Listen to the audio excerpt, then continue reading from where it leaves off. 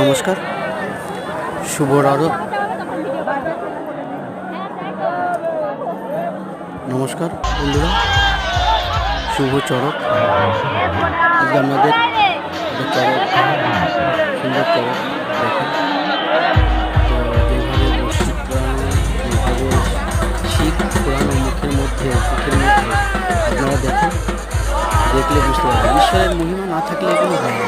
ঈশ্বর যে ওদের এত সাহস, এত শক্তি দিয়ে করা হয়েছে সেটা। নমস্কার বন্ধুরা, শুভ চড়ক।